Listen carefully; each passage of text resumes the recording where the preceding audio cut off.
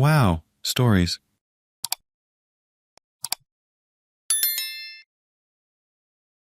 I am 60-year-old Dio, raised my daughter, 42-year-old, as a single mom. So that means we have known each other for 42 years. When she was little, I worked in a diner during the day, and I catered on weekends to make ends meet. I did have help from my parents, thank God, or I don't know what I would have done. My uber-intelligent daughter graduated high school with high marks and got accepted to our state's most elite university. I was able to work enough extra shifts to supplement her needs, books, groceries, movies, gas, etc. But she did take loans and grants. She graduated college, has gone on to become an extremely popular third-grade teacher, and also married the district's school psychologist. She has also given birth to my two most precious grandchildren, who I would literally die for. We have always been close. She was a model child. We rarely disagreed. And my mother, she and I were like three peas to a pod. Fast forward to more recent events. After she finished her education, I decided to return to school and earn my bachelor's and master's degrees. I had left the catering business when my mother became chronically ill and spent the next 8 years solely caring for her. My income was from her and school grants. A year ago, my mother passed away. Since that time, I have struggled to find work. And I'm still in school full-time, but now I have half the income and double the expenses because Mom and I split those. In short, I have really struggled to stay in my current place. A couple of months ago, after receiving 3 job rejection emails in one day, I called my daughter to commiserate. And when I was done, I said, "I'm just not sure what I should do at this point."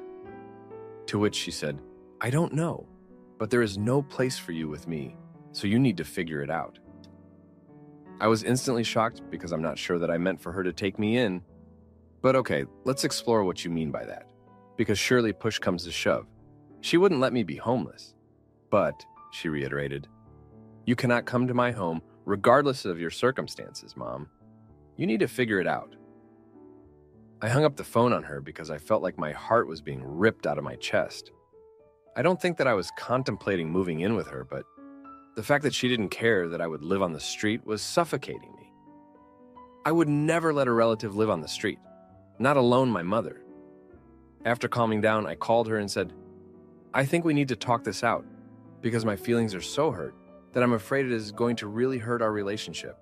She said, "I've noticed that things are getting more challenging for you, and I have been upfront in warning you that I was not taking you in." Well, I must have missed that memo. In hindsight, she did ask me things like, "What are you going to do if things don't turn around?" And she did say, while chuckling once, "If worse comes to worst, you aren't coming with me." I thought she was joking because it wasn't even what we were talking about at the time. Upon hearing that she would see me in the streets, I started to make backup plans, knowing that she wasn't going to be a source of any temporary support for me. I contacted my sister, brother, and aunt, who all were shocked because that is not how our family has ever operated. "Of course," all three said, "come here." Of course, all three have drawbacks like the distance it will put between me and my beloved grandchildren. Well, my sister, who was livid and also close to my daughter, called my daughter, unbeknownst to me, out on her behavior. She asked her how on earth she could let her mom be homeless if it actually came to that. My daughter said, "She won't be homeless. She has you guys." My sister said yes, and then she won't be near the grandbabies. My daughter said, "Well, sometimes sacrifices have to be made." Side note, I am the only grandparent in their lives as they, her psychologist husband, and her alienated his parents 10 years ago and haven't spoken to any of his family since. The grandbabies do not know nor have ever met a single person from his side. Anyway, since the phone call with my sister, my daughter refuses to talk to me. I honestly have not made efforts to reach out to her much, because when I do, she doesn't answer or has her husband answer my inquiries. I have been able to continue a relationship with the grands, but I have to go through the son-in-law to arrange it. My grandson is so attached to me because I was his primary caregiver until kindergarten while his parents worked. I was already caring for Mom, so it was no problem to care for him too.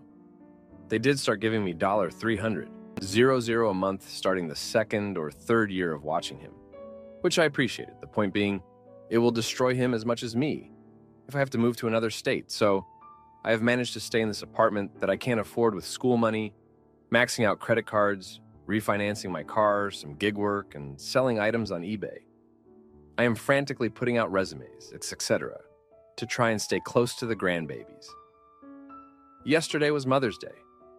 I received a generic Happy Mother's Day message in a group text, and that was it. Not a boo the rest of the day. In our family, Mother's Day is huge. Brunch, flowers, cards, acknowledgement. I didn't even know the group text included me because the first name was not mine, so I thought it was sent by someone on accident. I later texted her and said something to the effect of, "Although things are strange right now, I did want to wish you a happy Mother's Day today, and thank you for bringing my 2 precious grandbabies into the world." To which she replied, "I included you in a group text at 9 a.m. this morning. I'm sorry if you did not see it." Direct quote, I responded, "How personal, thank you. Kiss the babies. Hope you are all having a great day. Enjoy the sunshine." Her response, nothing. I'm not sure where to go from here. I am heartbroken. I want to return to the close relationship we had before, but I'm also so disappointed in what has transpired. She knows that I am struggling financially, grieving my mother, scared, and basically alone. I get that none of that is her doing. I guess I just expected more compassion and grace from her. In any case, I am at a loss of how to fix this. I want reconciliation, but I also do not want to grovel for scraps of her attention. Looking for advice on whether or not I should keep trying or move on. Thank you. To update this post, it's after midnight here, but I have spent this evening reading the missing reasons that was suggested to me and also reflecting on the constructive posts. After reading through all of it, I understood that my perception of her childhood, the situation we're in now, and the journey to getting here are most likely very different. I wanted to know her perception and how to move forward to healing. I decided to call her on the off chance that she would answer, and surprisingly, she did.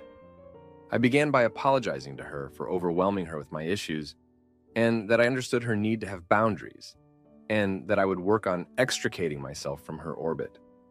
I apologize if any of my actions came off to her as passive-aggressive. I wasn't trying to accept for my petty Mother's Day message, but that doesn't make it less inflammatory or hurtful, so I'm sorry. I asked her to tell me what I could do differently going forward to try and repair what has been done. Her response, "I'm paraphrasing, Mom, to be honest. This has blown up to be much bigger than it needed to be. I'm going through some stuff of my own, stuff I'm not comfortable talking about right now, and stuff at work, stuff with the kids. And when you complained about the job rejection, it was the straw that broke the camel's back. I just blew up. I didn't feel like listening to one more person's complaints or whining. And so I just blurted out, 'Fix it. You aren't coming here.' She said, 'I mean that. You aren't coming here.' But I could have said it in a more loving manner. I asked her if I had just ignored her telling me that in the past, and she said, 'Yes and no. I've alluded to it, but I'm at fault too for not just slamming it on the table.' She went on to say that in reality, this situation would have just been a call from her to me the next day to say, 'Hey, sorry about my crappy mood.' But in the interim, her aunt calls her and tells her what a horrible child she is, and immediately her ID gaff shield is up, and she's burrowed in now. She said, 'I get that I could have been gentler in the delivery, but people need to mind their business, and you should have protected my position with her.' I asked her about her childhood and if she had trauma that I wasn't aware of, and she said, 'How can anyone escape childhood without trauma, Mom? I lost a brother, I lost grandparents, I lost friends, nasty crap happens.' I asked her if it was the void of a father, and she laughed and said she never once felt that void. She said she had her grandpa and uncles, and they were the only male presence she needed. I asked her if she was happy in her childhood, and she said, 'With 100% certainty, Mom, you gave me the best childhood. I will never complain about that.' Now, if we are talking later, then I will say that we have had some issues with healthy boundaries. And although our family has always operated a certain way that we accept and are used to, my husband is not. I have to consider his feelings in all things, and his feelings are that we need to have a healthy space between us. I would love for all of us to live in one big house like the Waltons, but he isn't wired like that. and I have to respect his wishes first and foremost because he is my family. I asked if she thought my grandparenting was overly intrusive or obsessive, and she said yes, and I love it. Don't ever change that. You can ease up on the parenting of me, but never the grandparenting of them. She went on to tell me how much her grandparents' consistent presence impacted the positivity in her self-esteem and self-image, and she wanted the same for hers. I asked about my returning to school, and if that bothered her and felt like I was wasting my time, and she said, absolutely not. I'm so proud of you for doing that. It was so far outside your comfort zone, and you took a leap of faith, and I support you 100%. She said she thought it was a great idea, and that's why she suggested it. I said maybe I should have put Graham in a home and just got a regular job. She said, Mom, who knew Grandma was going to be sick for so long? You are an awesome daughter, and Graham was lucky to have the love and care you gave her. I am just saying up front that I don't think that is in my wheelhouse. I'm sorry, it isn't for me. I'm sure glad it was in you because I would hate for Graham to have gone to a home. So we've agreed to meet for lunch soon, not real soon. We agreed to set and honor healthy boundaries, and I'm going to work on my emotional attachment issues and step back from their orbit. I want to thank everyone who had strong, harsh, blunt, yet constructive criticism. I wouldn't have had the nerve to call or admit my mistakes without reflecting on your valid points of view, so thank you so much. I was thinking of asking her to come on and repeat herself, but then I thought all of the naysayers on here will just accuse me of impersonating her, so what would be the point? Still, I want you to know that for those of you who wanted to twist my words, inject seedy innuendo, false narratives, and paint me as a complete degenerate, I still took your points of view into consideration too. Peace to you all, and thanks again. Good night, or good morning, really. Now, for a few comments before the update. Comment 1. See, I think you did think she was your backup plan. Otherwise, why would you have been so upset by this? I could tell my parents I wouldn't take them in, and they'd need to sort things out on their own. And I am positive they'd be just like, okay, we can do that, instead of calling multiple meetings about it. Also, the way you keep laying compliments on and saying your family doesn't operate that way. I don't know, man, you raised her, so obviously your family does operate this way. But you're coming across in this post as trying to be manipulative. Why did it take your daughter having a serious talk with you before you began making backup plans? What was your prior plan? Are your backup plans, in fact, just shit-talking your daughter to your other family? Instead of saying something polite like, daughter can't take me in, because she has 2 young children right now and enough on her plate. I don't know, it honestly sounds to me, from what you wrote, that you blew this up into a way bigger thing than it needed to be, and are responsible for her not talking to you, because you are failing to just be normal about stuff. You're an adult. You're not even retirement age.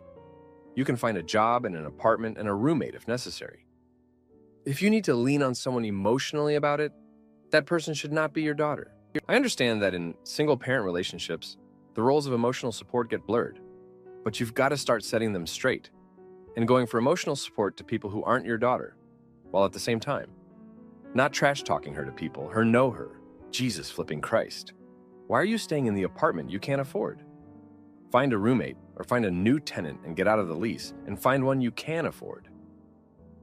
I suspect if you actually begin acting like an adult here, things will sort out.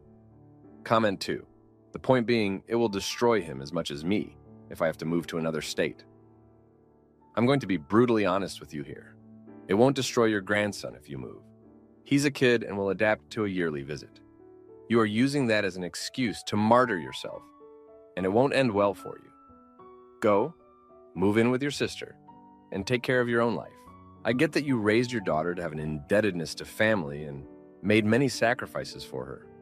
However, she is on her own path currently, and has been clear with you what it looks like. Standing around going further into financial debt is not going to shift anything with her. You are 60. You do not have a lot of time to get yourself okayed for any kind of retirement or major illness, and you do not have a social safety net with your kid.